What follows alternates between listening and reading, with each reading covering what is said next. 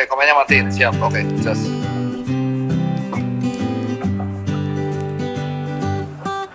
Gimana? Aman nggak? Aman. Suara jelas kan, Bli? Jelas. Oke. Gimana? Mungkin biar santai. Mungkin dibuka dulu. Gimana? Lebaran kamu ini? Apa? Lebarannya Lebarannya alhamdulillah aman di rumah aja, bisa nggak keliling-keliling. Aman. Di Bali gimana? Bali tadi saya kebetulan rumah mertua keluarga yang muslim kan. Terus bapak saya juga tadi sedang berkunjung ke rumah mertua, jadi saya udah cukup lama nggak ketemu sama ayah saya. Jadi tadi kami sempat diskusi juga. Dia politisi DPRD. Oh. Menarik sih. Ya, intinya di Bali cenderung kondusif, aman. Dan Tapi nggak rame-rame berarti ya? Jalanan nanti nggak rame di Bali? Dibilang sepi, dibilang rame juga. Oh ya biasa aja berarti. Karena kan Pemda Bali 2 hari yang lalu mengeluarkan itu, jadi masyarakat nggak ingin berpikir. Gimana? Oke. Topik apa nih, Bli? Penasaran nih, topik apa yang mau diangkat? Yang saya kirim di DM sama Dr. Mas itu tentang polarisasi opini sekarang ini di masyarakat dan juga kita seperti ya tentang keinginan dari Indonesia, tapi seperti ada agenda yang membenturkan rakyat di rakyat bikin legislasi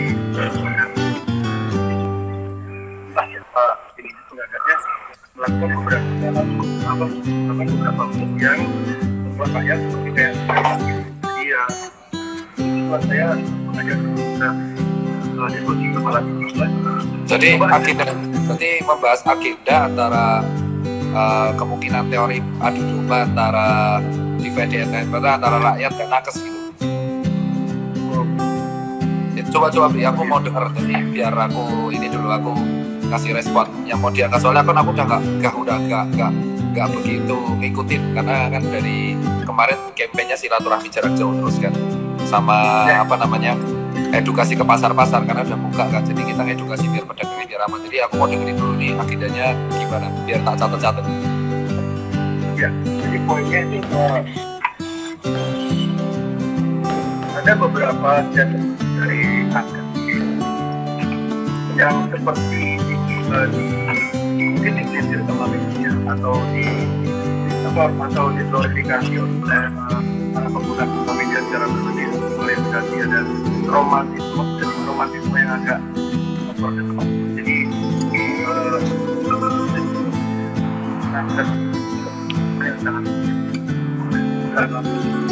dan seolah-olah rakyat Indonesia itu tidak pilihan. Itu narasi yang seolah-olah rakyat Indonesia apa sih? Seolah-olah dibentuk ini seolah-olah rakyat Indonesia tidak menghargai posisi rakyat yang sedang Oke. dan tidak sedang dalam posisi nyaman. Jadi rakyat itu sekarang sedang dalam posisi bergerak dan sibuk.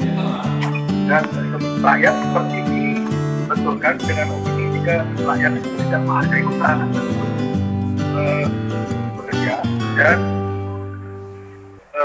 nakes juga seperti nakes ini ada seperti stres, tidak ada kesan gitu, menganggap masyarakat yang harus keluar harus berubah karena mereka tidak punya pilihan lain untuk bertahan hidup, seolah-olah mereka itu orang bodoh. Jadi ini yang harus kita urai sekarang ini, apakah rakyat itu memang benar bodoh? Apakah nakes itu tergesa itu sekarang? Apakah situasi di lapangan memang segawat yang dijalankan oleh media, atau rakyat itu memang atau rakyat memang buat sengaja dibuat rakyat tinggal di rumah nonton berita tentang jumlah penderita bertambah setiap hari, lalu mereka tidak dijamin kehidupannya oleh negara. Ini agenda ini yang harus kita mulai melalui menurut saya. Oke.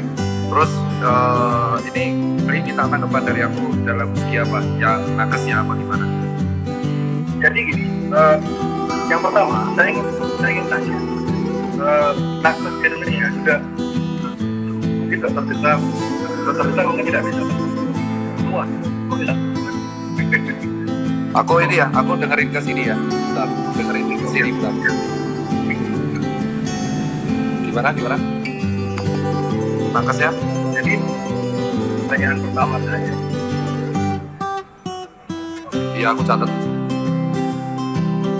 Halo? Nakes di Indonesia itu lebih berpihak kepada WHO atau berpihak kepada rakyat. Oke, yang pertama itu, oke. Dan kedua,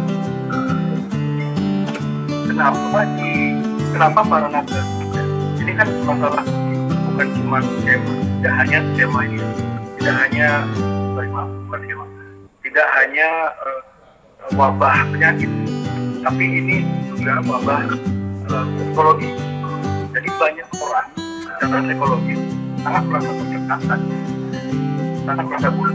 Dan sebagai contoh yang paling nyata lah, kemarin di mana tuh ada yang pasien corona COVID itu lompat dari lantai 4 ya, orang pasien corona sampai lompat dari lantai 4 itu kan ini mengakhiri hidupnya itu tidak mungkin karena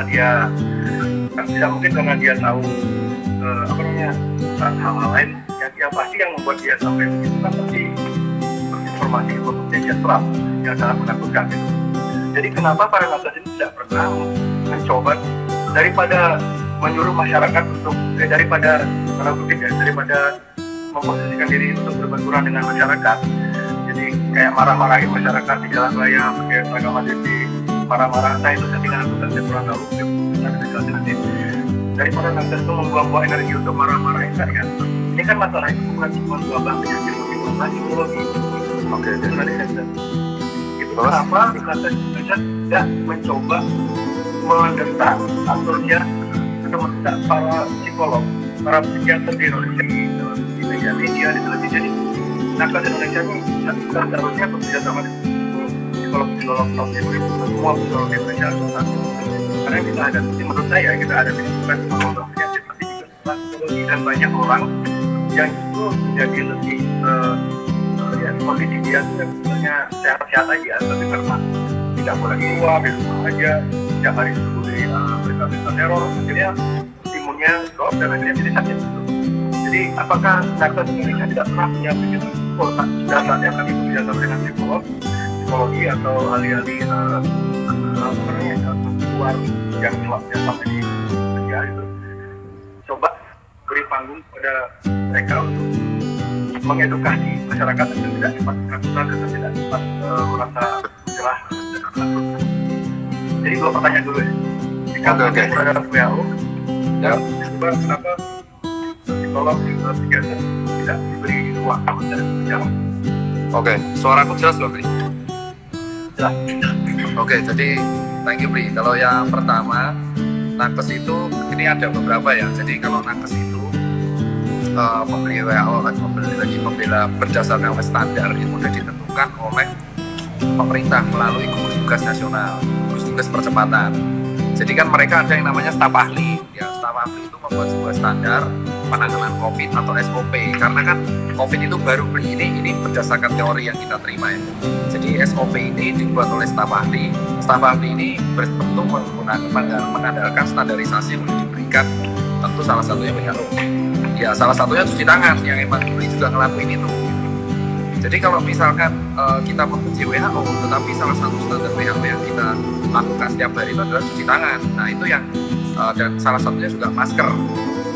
Nah nanti dari WHO nanti ditemukan dengan standar-standar jurnal yang lain, dikompilasi oleh tim ahli. Tim ahli ini nanti discuss dengan Kemenkes, discuss dengan jajaran terkait, yang akhirnya dikeluarkan statement dari gugus tugas percepatan untuk diikuti oleh kita karena baru. Terus untuk pendapat yang kedua soal psikolog itu sudah Bli. Jadi sekarang tiap ada namanya nomor 119 dan 117 dan 119 dan 118 dan 119. 119 dan 117 seingat saya itu kalau kita call itu ada layanan psikologi. Terus kedua, minggu depan itu ada hari psikologi, benar-benar seminggu penuh untuk membantu masyarakat agar yang tertekan psikologis itu tidak melakukan aksi-aksi yang berbahaya. Jadi motivasi, dan kalau nggak salah satu influencer yang terlibat gerakan minggu depan itu adalah Aukarin. Jadi emang itu benar ya psikologi. Jadi untuk 2 pertanyaan ini udah. Terus habis itu ada pertanyaan ini masih sama, tapi yang jawaban pertama masih banyak loophole-nya. Jadi belum kalau menurut saya. Kalau yang valid gimana, Bli? Maksudnya yang valid datanya gimana? Kita ingin ngerti juga maksudnya. Kalau kan itu kan gambaran, aku kan mengatakan berdasarkan secara gamblang, secara umum lah. Tapi sekarang aku pengen tahu, maksudnya pertanyaan pertama yang dimaksud itu ke arah mana? Biar aku dengarkan, nanti aku catat lagi, aku akan memberikan tanggapan.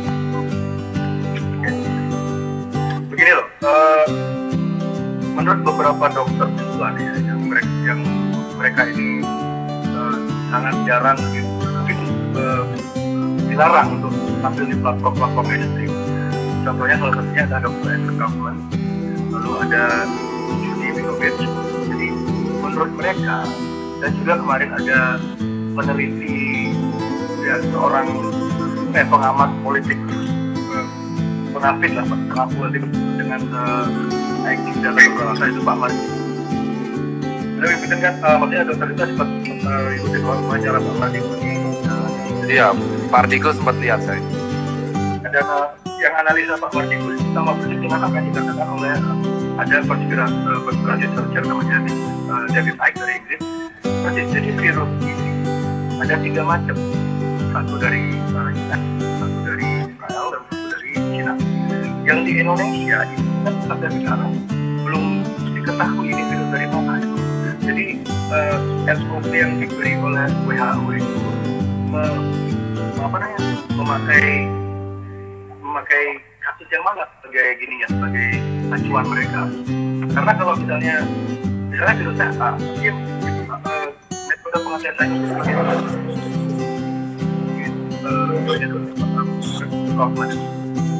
jadi yang satu yang tanya ini itulah WHO kan mengontrol SOP di Indonesia. Maka WHO tahu virus di Indonesia yang mana, yang A, B, C. Oke, jadi kalau yang setahu saya kemarin saya sempat discuss untuk SID virus yang di Indonesia dari 3 sampel yang diamati itu ternyata itu perjalanannya hampir semua sebagian besar dari China. Ya, dari data dari hampir semua dari China karena penyebarannya itu lewat satu ABK, kapal, travel, pariwisata dan kawan-kawan. Terus untuk standarisasi, jadi ini kan saya langsungnya dari Wisma Atlet, jadi mungkin beli langsung bisa discuss, ini kan silaturahmi, jadi semakin lebih enak kalau misalkan ada second opinion dokter kan kayak gitu. Jadi opini pertama saya kan emang mengikuti standar, dan opini kedua emang standar yang digunakan itu emang global kalau dari mereka, dari WHO ya. Tapi kalau kami sendiri SID-nya itu, kalau SID-nya itu yang kita lakukan adalah SID-nya dari Cina, setahu kami ya, karena emang dari penelitian berdasarkan pariwisata besar kemarin. Nah, untuk soal penanganan pasien, mungkin beli langsung bisa tanyakan ini ke Dokter Su. Dia adalah garda depan di Tower 7. Monggo Pak. Ya, betul. Dokter Su, selamat malam. Selamat malam. Ya, penting aja. Selamat malam Bang. Gimana Bang? Mengabarkan itu Telinga aja. Itu paling update bagaimana sekarang situasi di sana? Apakah banyak yang sembuh atau makin banyak yang parah? Oke, untuk informasi terupdate di Wisma Atlet Bang, itu semua pasien belum ada pasien yang meninggal di Wisma Atlet. Itu yang pertama. Yang kedua, jumlah peningkatan pasien itu memang masuk banyak klaster dari luar Bang. Pertama dari Jakarta ya? Bukan dari Jakarta. Dari Jakarta. Bukan dari Jakarta. Perlu kita klarifikasi. Dari masuk Wisma Atlet itu yang dari luar negeri, kemudian yang dari ABK, itu semua kita tampung di Wisma Atlet. Tujuan untuk kita tampung di Wisma Atlet adalah dia dari bandara langsung dimasukkan ke Wisma Atlet untuk mencegah rantainya ini menyebar di Jakarta. Iya. Dokter Tirta. Seperti itu, Bro. Jadi yang luar kota, yang luar pulau. Tadi saya juga dapat DM dari beberapa, tadi juga saya dapat direct message ya dari perawat dan relawan di Wisma Atlet. Ya. Tapi mereka tidak mau identitasnya di bukan. Iya, hampir sama dengan temannya bro. Jadi di Wisma Atlet tidak seserem yang diberitakan media-media. Iya, betul. Coba kita ceritakan ini. Jadi itu benar. Jadi kita ceritakan ini. Kalau dari saya secara prinsip itu di Wisma Atlet ini kita confirm ya. Setahu kami kamar-kamarnya itu makanannya enak. Kayak apartemen. Terus dapat wifi, makanan 3 kali hari, snack, ada yoga, ada fasilitas karaoke, pengajaran senam, kemudian pijit-pijitnya ada. Nah, ceritakan. Ya, bro, kami ingin sampaikan bahwa Wisma Atlet tidak seserem yang beredar di media sosial. Pasien-pasiennya semua enjoy. Yang pertama, yang kedua, semua pasien terlayani dan terfasilitasi dengan fasilitas yang ada. Dokternya enjoy, kita enjoy. Kita dibantu dengan gerakan-gerakan relawan untuk menghibur kita supaya beban psikis itu bukan hanya dirasakan sama pasien, tekanan psikis itu kita dari para dokter itu dibantu dengan gerakan-gerakan relawan dari dokter kita dan kawan-kawan itu mampu menghibur kami. Nah, yang kami sesalkan ini sama warga negara Indonesia itu adalah kenapa kami mau berjuang di sini, taat dengan aturan di sini, yang misalkan mata rantainya ini mampu kita putus, kenapa masih banyak masyarakat yang di luar itu yang mengatakan bahwa ini adalah konspirasi, kan seperti itu kok? Konspirasi, konteks konspirasinya itu di mana? Itu kan harus di konspirasi di ya, konspirasi ya, konspirasi ada gerakan politik mendekat ini. Lapisannya banyak, jadi harus dijelaskan dulu konspirasi konteksnya mana. Oke, konspirasi yang pertama kita sesalkan itu adalah yang menganggap COVID nggak ada. Ya, itu yang pertama, menganggap COVID itu nggak ada. Terus menganggap Bali itu aman. Ini nanti ada petugas sendiri. Nanti kami akan sambungkan Mas Bro dengan komandan yang dari awal penanganan COVID masuk di Indonesia ini, mulai dari Natuna, kemudian di Pulau Sebaru hingga di Wisma Atlet. Beliau lah orang yang paling pertama tahu mulai dari COVID pertama kali masuk di Indonesia itu seperti apa. Terus yang kalau soal WHO standar yang kita gunakan sebenarnya beli sendiri juga mematuhi hal itu. Ya, cuci tangan. Kenapa? Ya. Kalau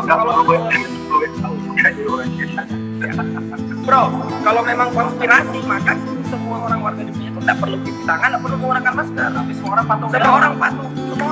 Dan memang karena apapun kita sudah bro, kalau anda di Bali ya, kalau anda naik motor nggak pakai masker, anda akan didenda. Jadi orang itu kebanyakan, saya berani bilang sebagian orang masker di Bali karena mereka tidak didenda. Masker sekarang di Bali lebih penting daripada SDNK. Bukan. Kalau orang pakai masker di sini itu karena kita melindungi diri dari droplet. Ukurannya menyeluruh. Nah, sementara masker ini berukurannya 16 mm. Nah, tapi dia di dalam droplet. Jadi harapannya kalau orang itu batuk, dropletnya nyangkut di dalam masker, nggak akan keluar. Itu harapannya. Cuman kalau dari yang saya mau tanyakan dok, kenapa analisa kenapa hasil riset dokter Blelong dari Amerika, ada seorang dokter, dia seorang dokter yang punya sejarah mengobati kanker tanpa kemoterapi. Jadi dia juga melakukan metode-metode yang lebih ramah pasien. Jadi menurut riset dia, tadi cari di website ya, Dokter Blelong, itu justru penggunaan masker berlebihan pada orang-orang yang tidak sakit, tidak melemahkan imun dan membuat orang menjadi sakit. Informasi yang tidak seimbang ini. Maksudnya jika media massa itu seharusnya berilah masyarakat informasi dari sebuah ini salah sih. Jadi gini, kalau yang namanya sebuah ilmu itu dinamis.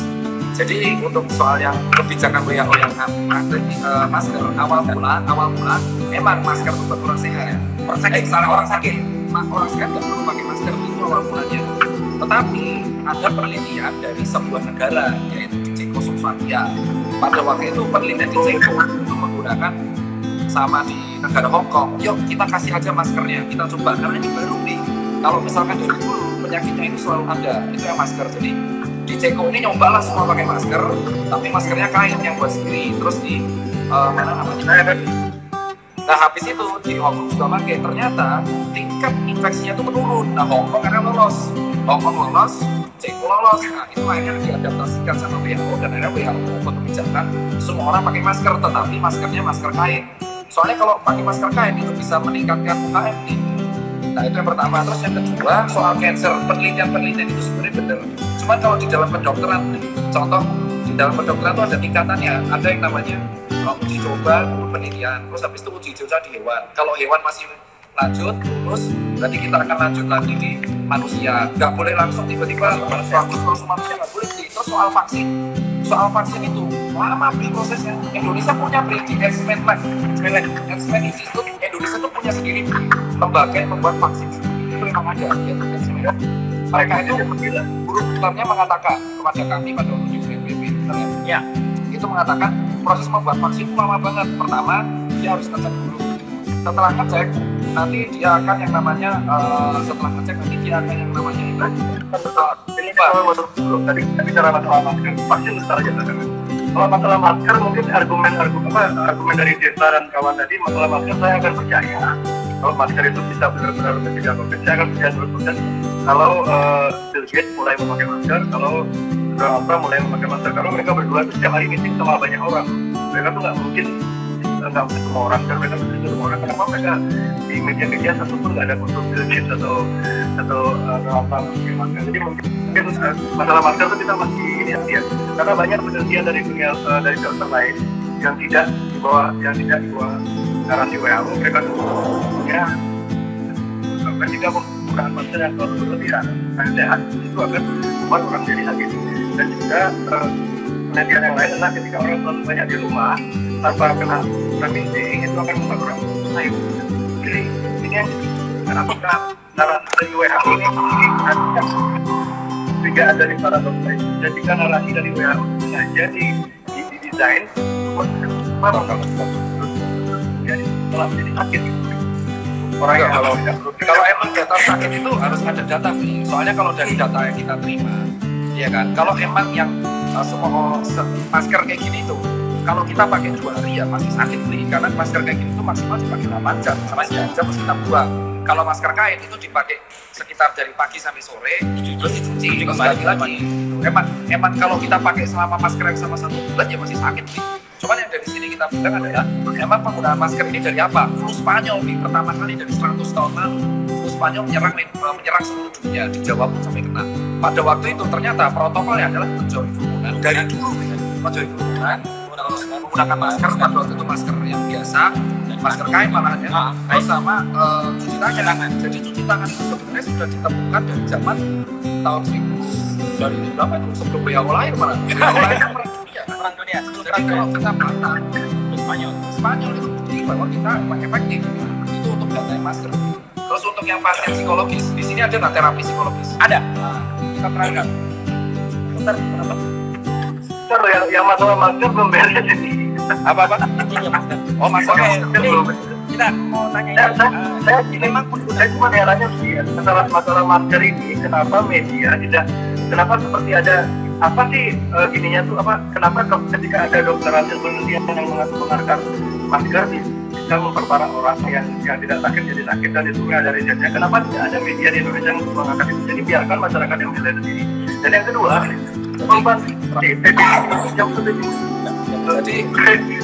jauh lebih banyak jumlah korbannya daripada COVID kan, dan itu jelas-jelas 100% terbukti airborne. Kenapa adanya DBT, kenapa pemerintah tidak memaksa orang-orang untuk pakai masker? Kenapa baru sekarang ini setelah COVID? Sementara yang jauh lebih berbahaya jelas-jelas DBT yang fatality-nya ya. Kalau COVID ya fatality COVID 9 di bawah 1% fatality COVID orang yang normal ya, orang yang tadi ada sakit.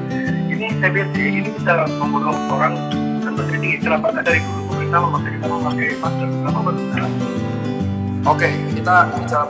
Jadi di zaman dulu, mikotobak dalam tuberkulosis itu kan penyebaran lewat airborne. Tetapi kan dia ukurannya kan lebih gede daripada virus COVID. Virus COVID itu ukurannya 0,12 mikron.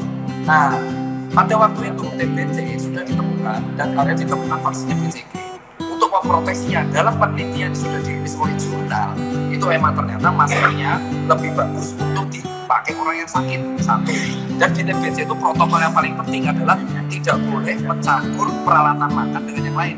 Dari dulu TBC memang saya soalnya korban TBC 6 bulan pengobatan gagal, 2 bulan pengobatan saya berhasil. Jadi saya survival TBC dan saya mengalami hal itu. Nah jadi TBC kenapa dia seperti itu? Karena media yang tidak meluap TBC. Emang itu yang meluap TBC rata-rata jurnal kesehatan dan orang-orang medikes gitu loh. Jadi kalau saya bilang bukan kalau ada satu yang saya setuju dari itu adalah memang media tidak menyoroti TBC dari dulu. Tapi kami kalau para dokter selalu kalau di puskesmas selalu ada namanya poli TBC. Poli TBC itu selalu diobati dan obatnya generik ditanggung BPJS dan gratis kalau misalkan di apa-apa itu materi kita dari kuliah. Nah itu yang pertama. Jadi kita emang edukasi dari TBC. Cuman kalau media saya setuju sama Bli. Memang media tidak memframe TBC seperti COVID. Emang itu pertanyaannya bagi kami juga. Karena airborne disease dia itu. Nah kalau COVID itu baru. Nah tiba-tiba ada hal baru dan sesuatu yang kontroversial dan baru itu mengundang traffic. Jadi saya kemarin kan analisa kenapa kok media itu selalu nge-framing COVID mati. Satu, dia baru, jadi dia ngebuat kepanikan di seluruh negara. Dia nggak punya patensi yang dasar, makanya kebijakan WHO berubah. Dan gugus tugas pun itu mengikuti. Dari mengikuti WHO itu pun dimodifikasi dengan staf ahli. Soalnya kalau udah WHO kebijakan pertama apa? Lockdown. Tapi kan pemerintah Indonesia nggak mau. Jadi dari sini udah tahu bahwa Indonesia pun adaptasi. Bukan kita nggak peduli. Jadi pemerintah ini pun kebijakan pertama WHO itu kalau ada memutus rantai infeksi tutup. Iya kan. Tapi karena di Indonesia itu banyak penduduknya dan banyak pekerja informal kayak yang tadi bilang banyak orang cari makan. Akhirnya Pak Jokowi memutuskan adaptasi. Iya adaptasi dengan Jadi saya setuju emang media yang membeda-bedakan kenapa kok COVID diangkat terus. Nah kami pun media nggak pernah ngangkat. Kami sepakat kampanye. Nah terus untuknya nakes kita ini tidak pernah mengeluh. Jadi kami nggak tahu kalau ada yang kemarin di jalan-jalan itu ya, yang pakai hazmat di jalanan itu bukan nakes itu penting itu. Kita mau nanya itu sebenarnya dari mana itu orang-orang di jalan raya pakai ADC? Itu mereka dapat ADC. Soalnya kami ini terlalu sibuk benar. Jadi gini, nih kalau Bli mau tahu langsung ini kan kita curhat di silaturahmi ya. Kita di sini kan argumen. Jadi kemarin sempat nyebar ada kayak seolah-olah tenaga medis menyerah dan seolah-olah ada orang di jalanan teriak. Nah, hashtag Indonesia terserah itu bukan kami menyerah Bli. Salah satu sih kita tuh terserah ini orang yang pertama kali itu teman-teman saya. Terserah di situ maksudnya kami yang penting berbuat baik. Kami berbuat baik. Respon dari masyarakat terserah, dan kebijakan dari negara terserah. Karena di sini itu adalah ada miskoordinasi antara pemimpin. Kan Pak Jokowi bilang A, tetapi di bawahnya tidak sesuai. Iya kan, tapi kan itu bukan tugas kami sebagai nakes. Nah, tugas kami adalah sesuai dengan SOP. Kami menolong orang di rumah sakit dan edukasi. Nah, terserahnya adalah ya wes tanggapanmu mau gimana. Kami nggak nyerah. Nah, kedua, untuk orang di jalan-jalan yang teriak-teriak nakes itu bukan kami. Soalnya apa? Jadi itu kenapa? Itu dokter Sinta itu nggak tahu itu siapa itu. Nggak tahu. Soalnya kami ada SOP. Kalau sampai memakai hazmat di luar wisma atlet, digorok Bli sama dia Bli. Tuh, komandan itu. Nah itu Bli. Nah itu Bli. Kalau dia ini, beliau ini tuh yang berjuang dari pertama kali COVID masuk di Indonesia. Jadi dia akan cocok kalau ngomong soal kapan COVID masuk dan shiftnya pun beliau yang hafal. Jadi di wisma atlet pun ada psikolog, ada wifi, ada makanan. Jadi saya setuju. Kalau sampai ada pasien mau bunuh diri, berarti di sini ada dia takut banget. Support psikologi yang dibutuhkan, saya setuju juga karena emang itu sudah dilakukan. Cuma tidak di blow up. Emang caranya nggak blow up. Semoga dokter-dokter ini juga dokter kan punya power juga tuh ketika diwawancarai media, ketika dia ketika mungkin bisa di blog media tolong dong wawancarai baik biar terdekat biar banyak patung agar itu menyemangati rakyat jika penyakit ini tidak seperti diberitakan itu. Nah, jadi di sini itu adalah saya herannya kan kemarin di statement terkesannya Bli jengkel sama tenaga medis. Nah, saya herannya kan saya sama Bli baik-baik aja, follower pada mention. Soalnya gini, Bli, kami itu tidak pernah jengkel sama rakyat. Kami selalu bilang terserah rakyat. Kenapa? Karena kan kebijakan diatur oleh pusat. Jadi dan kalau ada yang betul-betulin itu bukan kami, karena kami itu udah terlalu sibuk untuk posting kegiatan kami, kan wajib tuh. Terus pakai hazmat, terus habis itu ngurusin pasien, buat pasien betah. kita membuat pasien, kita tuh fokusnya membuat pasien betah, soalnya stres di sini kan.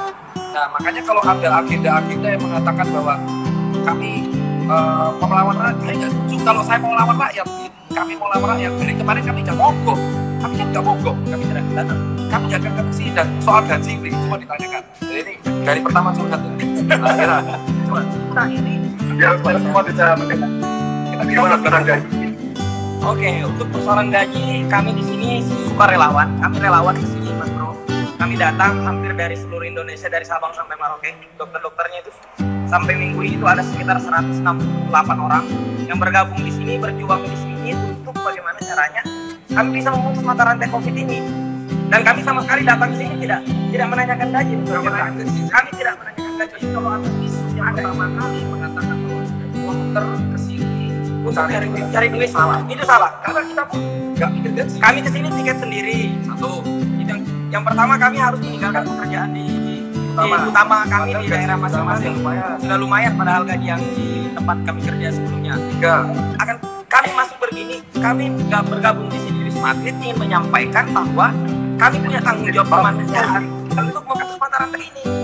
itu Bli. Jadi kalau ada isu Bli yang kita bayaran itu kan Itu tidak ada, hoax sama sekali. kita nggak pernah. Tidak pernah kami ke Kalau sini. kita biar bisa konflik kita nggak Jadi, bayar. jadi Misalkan ada isu, jadi kalau kenapa?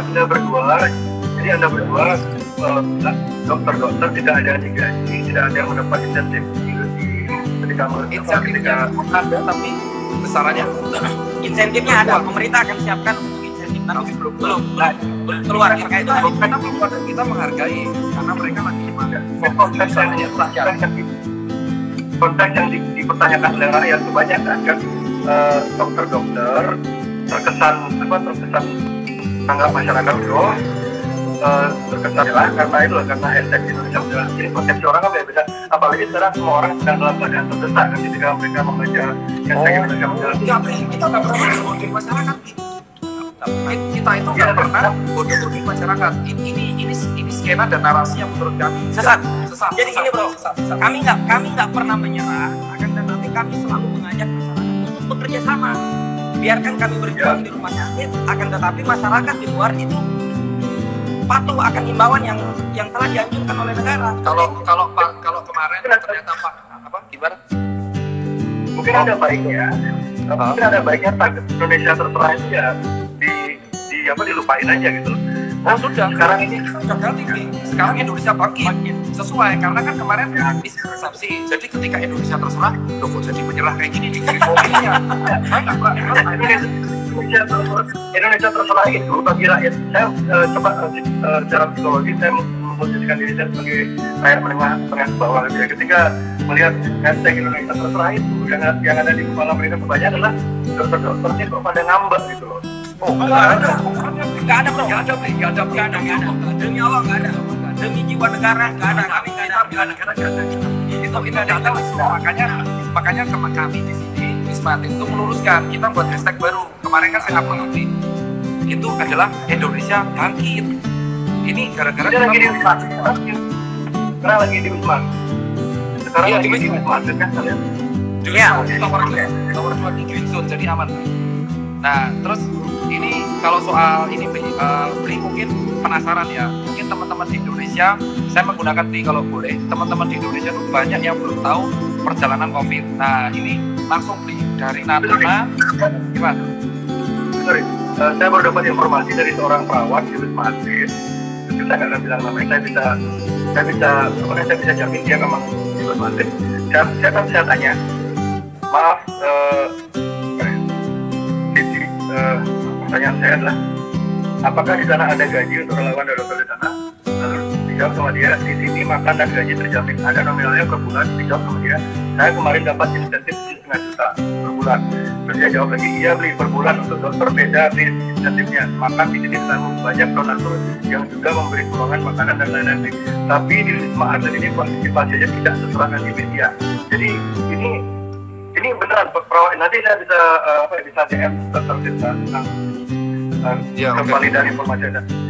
Jadi kalau juga membantah kalian jika tidak ada yang digaji pada lawan gitu. Itu buktinya kalau nggak digaji. Insentif itu emang digaji, tapi emang belum cair. Jadi belum cair kan? Nah, belum. Intinya jadi gini yang perlu nanti macam ngomong akan ngomongnya. Ya, kita kan mencoba menyimak. Jadi glorifikasi atau romantisasi perjuangan nakes sekarang memang patut diapresiasi.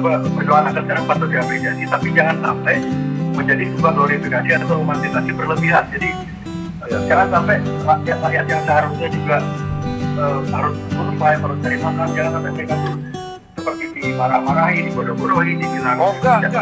Jadi begini, untuk Wisma Atlet ya, ini kita luruskan semua Wisma Atlet karena persepsi yang ada di masyarakat adalah dokter itu dapat gaji dan memang yang salah paham. Jadi orang kita benar ketika mereka kalau di Wisma Atlet itu emang insentif jadi bukan gaji. Orang yang kita itu nyebutnya sama-sama utang. Dia sama-sama gimana? Karena rakyat yang duduk di rumah aja. Intinya kalian relawan dan dokter dapat uang, dan sementara rakyat ketika duduk di rumah aja belum tentu ada yang jamin itu permasalahannya. Jadi gimana caranya agar suasana ini menjadi cair, agar dokter ini juga dokter dan relawan juga sama-sama mengerti lah gitu, rakyat juga perlu survive, rakyat juga harus keluar biar jadi kalau emang masalahnya soal duit, jadi semua orang yang daftar Wisma Atlet itu adalah satu dapat insentif. Jadi pengganti insentif dia meninggalkan pekerjaannya. Ya, karena meninggalkan pekerjaannya kita dapat insentif dan pencairannya bertahap sesuai kondisi. Kedua adalah mereka juga mendapatkan makan, terus juga bantuan donatur itu benar. Dan ketiga, keempat dia juga mendapatkan tiket pesawat yang kemarin tadi dibayar sendiri itu akhirnya diganti sama Indonesia. Ya, bahkan ini ketua yang berarti benar. Orang-orang gila jangan bisa menjadi relawan sekarang sebenarnya. Itu belum bagus ekonomi. Ya, relawan ada pembukanya nih. Jadi relawan itu kan kalau nggak salah di tugas BPP kan daftar 25.000 orang. Jadi relawan tersebut disitu kita disebut rela atau karena kita mendapatkan insentif. Jadi kalau gaji sama insentif agak beda. Kalau gaji itu kan kita dapat per bulan, luruskan di sini.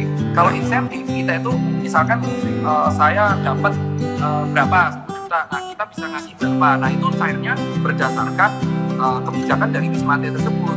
Nah kita kalau bisa pesawat jadi intinya kita dapat butuh masyarakat mulai dari itu dari payah mereka. Intinya gini, jadi saya ingat dulu 2002 saya jadi relawan di rumah sakit Tanggerang selama 1 bulan dan naik mayat itu, naik tangan, naik kepala itu saya nggak dapat apa makan sendiri nggak dapat apapun nggak dapat itu. Jadi beda tuh relawan itu.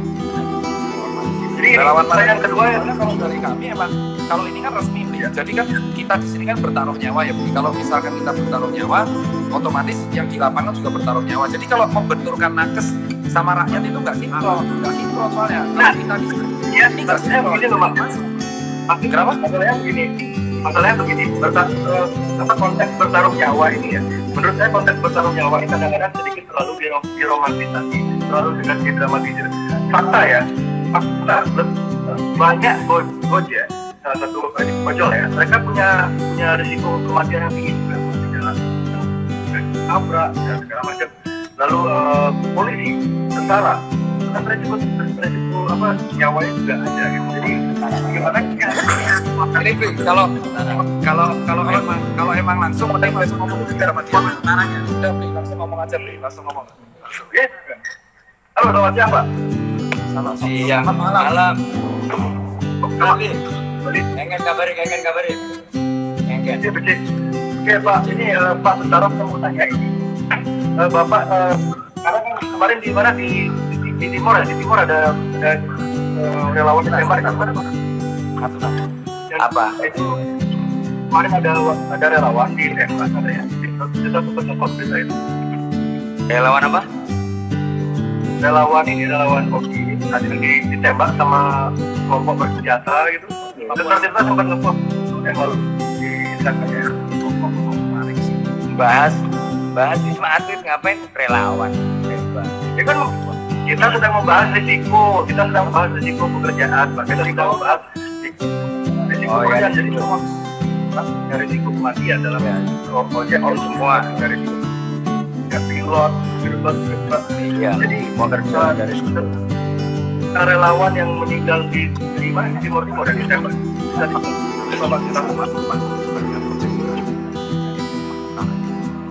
resiko semua kerjaan ada risiko. Tentara otomatis resiko mati, kita masuk tanda tangan mati, termasuk di sini sama. Di sini saya mengendali lapangan di rumah sakit darurat COVID-19. Jadi semua medis, para medis, ya. Saya dokter juga, Bli. Saya tentara, dokter. Ya. Seperti Pak Terawan. Ya. Terus kemudian pengalaman saya mulai Pulau Natuna, pertama kali ketemu orang itu yang dari Wuhan, kemudian dari Pulau Sebaru, ABK itu yang mayoritas teman-teman Bali semua itu. ABK yang dari World Dream maupun Diamond Princess, teman-teman saya semua. Di Bali saya sudah tambah teman ratusan orang itu. Kemarin di Pulau Sebaru.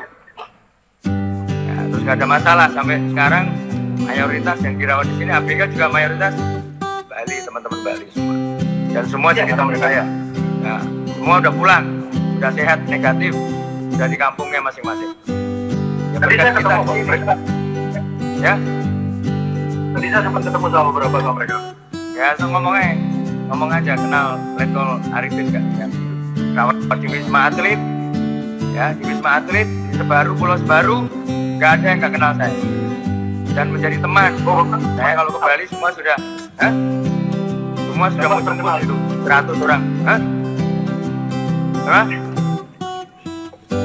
Kenapa, Bli? Di Wisma Atlet. Suaranya putus, Pak. Ya gimana apa yang ditanyakan? Ya seperti kalau di sini kerjanya jelas, kerjanya kita jelas. Di sini organisasinya gugus tugas. Ya. Saya mau bicara sama Dr. Tirta aja, Pak ya. Saya lebih konteksnya lebih nyambung sama Dr. Tirta aja. Ya enggak, ini saya dokter juga kok. Saya justru Dr. Tirta bukan pengendali rumah sakit. Kalau tanya masalah rumah sakit Wisma Atlet, COVID-19, semua pasien-pasien yang ada di sini, tanya saya udah 4 bulan. Bapak gaji, masalah gaji. Beli, masalah gaji gini. Tak terangkan masalah gaji. Ya, saya ini tentara gajinya cuma 7 juta, Beli. 7 juta. Ya, saya dinas di sini meninggalkan praktek. Sebulan saya dapat 100 juta. Ya, saya ortodontis, saya praktek. Artinya itu saya kesampingkan karena untuk negara dan rakyat kita, ya, untuk menyembuhkan mereka. Itu namanya tentara, itu kepentingan rakyat di atas segalanya. Nah, itu bro. Jadi jangan berbicara masalah insentif apa tadi itu. Sampai sekarang ini, sampai detik ini, saya belum menerima yang namanya insentif itu, dan saya tidak pernah mengharap. Ya, jadi yang relawan di sini semua saya kendalikan. Kalau masalah makan cukup, tapi kalau masalah insentif, ya hanya Tuhan yang tahu. Kalau dikasih kita terima, tidak masalah.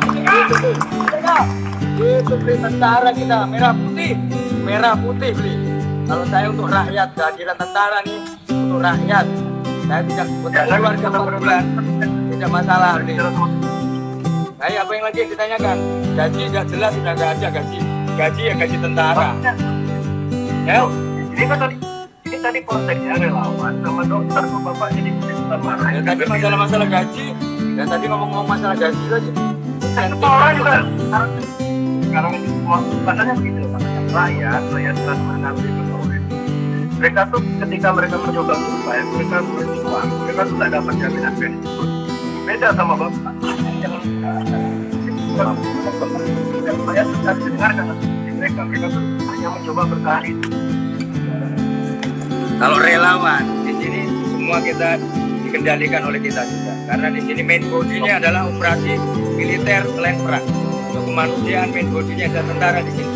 Organisasinya gugus tugas, ya, Panglima Kodam ini sebagai tugas dapatnya kalau tahu. Jadi ini organisasinya jelas di sini. Jadi bukan ecek-ecek, ya. Jadi di sini kita kerjanya jelas, ya, semua clear dan tidak ada masalah. Ya teman-teman beli, coba tanya saja, nanti tak kasih kontaknya lah. Semua teman beli nanti tak kasih. No, ada grup ya saya, ya. Alumni Wisma Atlet, alumni Pulau Baru, saya masih ada ratusan orang Bali. Kalau mau ketemu beli untuk menyampaikan pengalaman mereka, bagaimana dirawat di sini, ya itu nanti sampaikan untuk mereka. Saya tak suruh nemui beli rumahnya mana, tak suruh ngadep ke beli. Pasien yang sembuh, yang negatif, bahkan beli tahu nggak? Mereka punya perkumpulan mensupport kita kemarin itu, kirim kirim donasi dari orang-orang Bali di Pulau Baru itu. Bali, kan orang-orangnya CS sama saya orang-orangnya mudah dikendalikan. Itu beli. Jadi mereka puas. Ya. Dan masyarakat juga kami nggak pernah. Ya, kita nggak pernah loh. Kalau di sini kita tugas itu ikhlas. Jadi semua bahkan kiri pun ya, orang yang jalan kaki ke sini pun kita layani dengan baik. Jadi mau jalan kaki, mau naik motor, mau naik Mercedes, semua kita perlakukan sama. Ya. Ini sudah di luar konteks Pak. Ya, apa sekarang konteksnya apa? Oke, apa? Ini dialog saya sama Pak Tara tadi. Ya nggak apa-apa, kita kan teman rakyat itu teman saya, nggak ada masalah. Kita ngomong ya. Oke, beli. Ya, yang tentang banyak tuh rakyat-rakyat yang ngadu ke saya ketika mereka mereka punya keluarga atau relasi, mereka sakitnya itu belum tentu COVID, lalu mereka masuk rumah sakitnya itu memperlakukan SOP dari COVID, lalu akhirnya dites ternyata negatif karena ya contohnya ini ada contohnya bapaknya dia sakit jantung tapi dites COVID. Jadi harus tunggu berapa minggu untuk hasil tesnya keluar. Selama nunggu hasil tesnya itu sakit jantungnya itu tidak ditanggung sama rumah sakitnya. Lalu semua biaya dari pengobatan segala macam sampai penguburan itu ditanggung sama keluarganya, keluarga bapak yang meninggal ini. Seharusnya kan itu ditanggung oleh negara. Jadi kasus kayak gini sebenarnya, dan ini bukan cuma satu dua, banyak banget yang terjadi di Indonesia di lapangan ya. Mungkin Bapak Tentara bisa menjelaskan. Itu di mana beli? Kejadiannya di mana?